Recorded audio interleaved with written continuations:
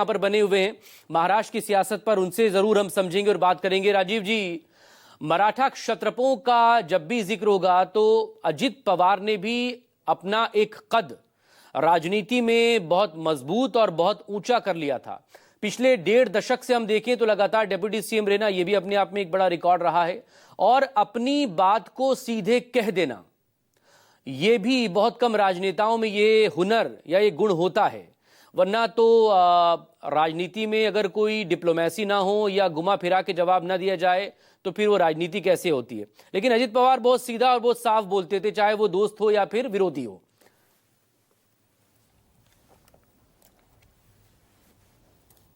देखिए मकसूद, कहा यह जाता है कि किसी आदमी ने समाज के लिए क्या किया है, अगर इसका कोई पैमाना है तो उसकी आखिरी यात्रा में समाज उसके लिए क्या कहता है और कितनी बड़ी संख्या में लोग आते हैं, ये एक पैमाना है कि उस आदमी ने क्या किया है। अजीत पवार को एक नेता के तौर पर महाराष्ट्र के बाहर बहुत वजहों से लोग जानते हैं, लेकिन बारामती, पुणे या अपने पार्टी के लोगों के लिए अजीत पवार ने क्या किया है वो आप इस भीड़ का, और जो भीड़ अभी कैमरे में दिख रही है इससे कहीं ज्यादा भीड़ बारामती में है। बहुत सारे लोग जो बारामती या महाराष्ट्र के बाहर के हैं, हमारे सहयोगी इंद्रजीत वहाँ लोगों से बात कर रहे थे, लोगों ने कहा बहुत किया है, बहुत किया है, लेकिन किया क्या है दरअसल लोगों के दिमाग में आ रहा होगा। शरद पवार ने जब 1990 के दशक में राष्ट्रीय राजनीति में कदम रखा तो उन्होंने बारामती की विधानसभा सीट अजीत पवार को दे दी और बारामती की देखरेख भी एक तरह से अजीत पवार के जिम्मे कर दी। अजीत पवार ने शरद पवार की छांव में रहते हुए बारामती का विकास, बारामती के लोगों से जो जुड़ाव, वो उस लेवल पर ले गए जो देश के राजनेता सोच भी नहीं सकते। मैं आज इस मौके पर कह रहा हूं इसलिए कि मैं बारामती बहुत रहा हूं, बहुत गया हूं। और आप ये देखिए वहां की छोटी से छोटी चीज, बारामती में अगर एक 10 कुर्सी वाला रेस्टोरेंट भी खुलता है, होटल भी खुलता है, तो अजीत पवार उसके उद्घाटन समारोह में जरूर होते हैं। और अगर नहीं रहे तो पहली ही विजिट में वो उस रेस्टोरेंट में खाना खाने, वहां जाने, हालचाल पूछने। ये अजीत पवार, कोई जगह ऐसी नहीं है जहां उनकी मौजूदगी ना हो। अब वहां के बारामती के लोगों के लिए क्या किया, इस मौके पर मैं दर्शकों को यह भी बताना चाहता हूं कि अलग देखिए, नेताओं का जमीन से आसमां तक बढ़ जाना आपने देखा होगा, लेकिन एक पूरे इलाके के जीवन स्तर को, खुशहाली को, आर्थिक स्थिति को बदल देना कोई पवार फैमिली से जाकर के सीखे। आप देखें वहां पर तमाम ऐसी डेयरियां हैं, 2.5 लाख 3 लाख लीटर दूध वहां पर आता है किसानों का। कलेक्शन सेंटर गांव-गांव में है और वो गांव से ही किसानों का दूध लेकर के वहां डेयरी में जाता है और जो डेयरी का पैमाना उसके हिसाब से दूध का पैसा शाम को किसान के खाते में आ जाता है।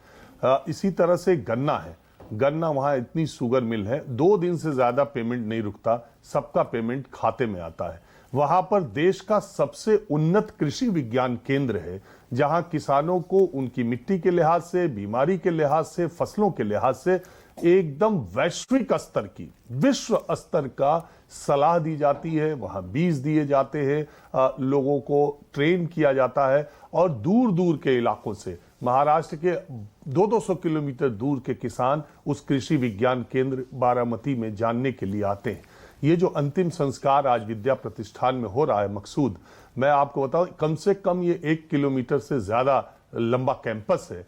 और अगर आप इसे देखेंगे, यहाँ पर मराठी लैंग्वेज में पढ़ाई का अलग स्कूल है, कॉन्वेंट स्कूल अलग है, लड़कियों के लिए अलग है, कोएड अलग है, आईटीआई है, पॉलिटेक्निक है, इंजीनियरिंग कॉलेज है, मेडिकल कॉलेज है, नर्सिंग कॉलेज है। मतलब कि आप बीएड है, शिक्षा का नाम लीजिए, कोर्सेज का एमबीए है, क्या नहीं है बारामती में। और क्या नहीं किया अजीत पवार और शरद पवार ने बारामती के लिए। वो महिला कह रही थी ना कि बारामती को अमेरिका बना दिया, वास्तव में अजीत पवार ने पिछले 30 वर्षों में बारामती का काया पलट के रख दिया। और मैं कह रहा हूं कि शरद पवार की जो बर्थडे है, 85 साल के वो हो चुके हैं, बारामती के लोगों के सामने ये बड़ा सवाल सामने आ रहा होगा कि अब बारामती का क्या होगा। और बारामती को उस ऊंचाई पर अजीत पवार लेकर गए हैं, उससे और आगे जाने का, क्योंकि बारामती के लोगों के दिमाग में ये बात हमेशा थी कि अजीत दादा आज नहीं तो कल, आज नहीं तो कल चीफ मिनिस्टर, तो 6 ही महीने के लिए लेकिन साल भर के लिए बनेंगे तो जरूर। उनके दिमाग में ये बातें थी और वो इसलिए नहीं चाहते थे कि अजीत दादा चीफ मिनिस्टर बनेंगे तो अजीत दादा का अपना व्यक्तिगत उत्थान क्या होगा। उन्हें यह स्वार्थ था कि अगर अजीत दादा चीफ मिनिस्टर बन जाएगी तो बारामती पता नहीं कहां पहुंच जाएगा, अमेरिका से भी आगे निकल जाएगा। मैं ये अभी बहुत छोटी छोटी बातें बता रहा हूं। मैं आपको बताऊं, जब शरद पवार और अजीत पवार के बीच में एक मतभेद जब हुआ था और हम वहां पर गए थे, बारामती के 80% क्या 90% लोगों का ये मानना था कि ये केवल राजनीति है। शरद पवार और अजीत पवार कभी नहीं अलग हो सकते। शायद शरद पवार का ही इशारा हो, उनके जहन में, उनके दिल में ये बात कभी उतरी ही नहीं कि शरद पवार और अजीत पवार अलग हो सकते हैं। उन्होंने कहा, उनके दिमाग में ये था कि ये कोई रास्ता है कि सरकार में अजीत दादा बने रहे और बारामती का विकास इसी तरह होता रहे। बहुत क्लियर कट बारामती के लोगों के दिमाग में ये था। जब अजीत पवार ने अपनी पत्नी को सुप्रिया सुले के खिलाफ लोकसभा का चुनाव लड़ाया था, तब भी मैं गया था उस समय, क्योंकि बहुत हॉट सीट थी और वहां के लोग बिल्कुल क्लियर थे। हालांकि घड़ी चुनाव चिन्ह एनसीपी का अजीत पवार को मिला था और वो तुरही बजाते हुए चुनाव चिन्ह शरद पवार को मिला था। और ये था कि घड़ी चुनाव चिन्ह इतने सालों से है तो सुप्रिया सुले के लिए चुनाव में दिक्कत आएगी। वहां के लोगों का एकदम क्लियर था कि नहीं, दिल्ली की राजनीति, लोकसभा की राजनीति सुप्रिया सुले के हाथ में रहेगी और बारामती की राजनीति अजीत पवार के हाथ में रहेगी। और अजीत पवार, जब लोकसभा का चुनाव सुनीता पवार हार गई, बारामती के लोगों का ये संदेश, बाद में अजीत पवार ने वहां जाकर के बारामती में सार्वजनिक तौर पर यह कहा कि मुझसे गलती हो गई, सुप्रिया सुले के खिलाफ मुझे चुनाव सुनीता जी को नहीं लड़ाना चाहिए था। और जब वो विधानसभा लड़ रहे थे और विधानसभा में आपने देखा कि कितने वोटों से उनको बारामती ने जिताया, क्योंकि लोगों को यह लगता था कि बारामती और महाराष्ट्र की राजनीति पवार फैमिली में अजीत पवार ही हैं और केंद्र की राजनीति के लिए शरद पवार और सुप्रिया सुले, और ये दोनों एक ही है, ये मान्यता थी। आज बहुत ही दुखद घड़ी में ये सारी बातें मैंने, हालांकि वहां मैं कम से कम बारामती 7-8 बार गया हूं, तो मैं वहां, वो पूरा दृश्य मेरे सामने आ रहा है और वो वहां का, मैं वहां का एआरटीओ का ऑफिस जो है वो कमिश्नरी के एआरटीओ के ऑफिस से कहीं बेहतरीन है। और अगर आप वहां गाड़ियां देखेंगे मकसूद, मुझे लगता है कि पूरे देश या दुनिया में मैं कह सकता हूं कि ग्रामीण इलाके के किसी तहसील में इतनी महंगी महंगी गाड़ियां, कौन सी गाड़ी आपको नहीं वहां पर दिखाई देती है। 1.5-2 करोड़ रुपए की गाड़ियां ऐसे आपको बारामती में चलती हुई दिखाई देंगी। लोगों को इतना संपन्न बनाने का काम पवार फैमिली ने किया है। और अजीत पवार ने पीछे दिनों वहां फैक्ट्रीज अगर खुलती हैं, वहां लेबर की सप्लाई है, वो भी बारामती का आदमी करता है, वहां नौकरी भी बारामती का आदमी पाता है, वहां डॉक्टर वही पैदा हो रहे हैं। पढ़ने की, मैंने आपको बता ही दिया, पढ़ाई का तो कोई ऐसा कोर्स ही नहीं है जो बारामती के विद्या प्रतिष्ठान में न हो जहां आज अंतिम संस्कार हो रहा है। तो क्या नहीं किया किसानों की उन्नति के लिए। आपको मालूम है इस देश में खेतीबाड़ी के बारे में, एग्रीकल्चर के बारे में जो पकड़ शरद पवार की है, जितना खेती के बारे में उन्हें जानकारी है, किसानों की समस्याओं के बारे में प्रधानमंत्री मोदी भी इस बारे में बता ही चुके हैं, उनके इतना जानकार कोई दूसरा राजनेता नहीं है। और उन्हीं की छांव में रहकर अजीत पवार, बारामती के विकास की दृष्टि से अगर कहा जाए तो शरद पवार ने जो पौधा लगाया था उसको वट वृक्ष के तौर पर तब्दील किया अजीत पवार ने। उनकी दूसरी चीजों के लिए जो चर्चा होती रही उनके होने तक, वो एक अलग मैटर है। राजनीतिक तौर पर उनके पैतरेबाजी को देखकर या उन पर लगे आरोपों को देखकर वो एक अलग चीज है। लेकिन जमीन पर उन्होंने क्या किया है, जनता की आंखों में आंसू और जनता के दिल में जो दर्द है, उससे आपको पता चलेगा कि एक नेता होने का क्या मतलब है और एक नेता ने अपनी जनता के लिए क्या किया है।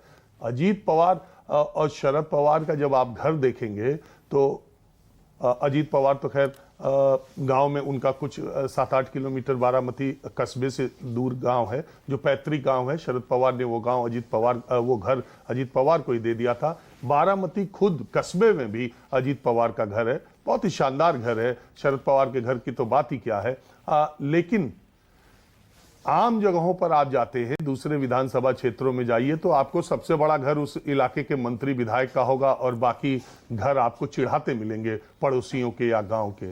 लेकिन बारामती की जिस हाउसिंग सोसाइटी में अजीत पवार का घर है, उसमें आप ये नहीं कह सकते कि सबसे अच्छा घर अजीत पवार का है। उसमें अजीत पवार से अच्छे घर वाले घर भी हैं और लोगों को इस बात का कभी कोई शिकायत नहीं रही कि शरद पवार ने क्या किया या अपने लिए क्या बनाया है। उन्होंने हमेशा ये कहा कि शरद पवार और अजीत पवार ने अपने लिए जो बनाया उसका कोई मतलब नहीं है, लेकिन उन्होंने इस देश बारामती के लोगों के लिए, पुणे के लोगों के लिए जो काम किया है। आज पुणे की गिनती जो इतने बड़े और इतनी तेजी से बढ़ते शहर के बारे में होती है, उसमें सबसे बड़ा योगदान शरद पवार और अजीत पवार का है।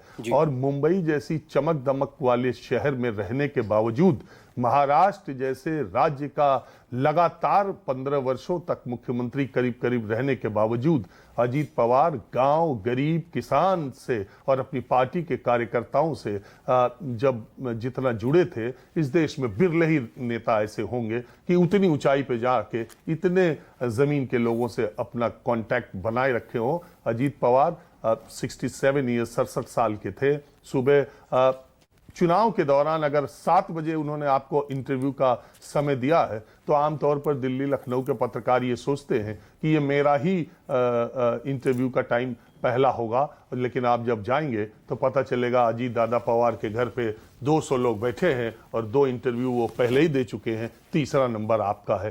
तो राउंड द क्लॉक जनता के लिए काम करना, उपलब्ध रहना, तब ऐसे कोई 41 सीटें नहीं जीत पाता मकसूद अपने दम पर, और खास करके अपने गार्जियन से अलग होकर के, पार्टी टूट करके, और उसके बावजूद 41 सीटें जीत जाना कोई हंसी खेल का काम नहीं है। अजीत पवार एक बहुत ही बड़ी शख्सियत के तौर पर जाने जाएंगे, और जैसा जो लोग हमारे साथी इंद्रजीत बात कर रहे थे, उन्हें बारामती में एक भगवान का दर्जा है और मुझे लगता है कि रहेगा भी।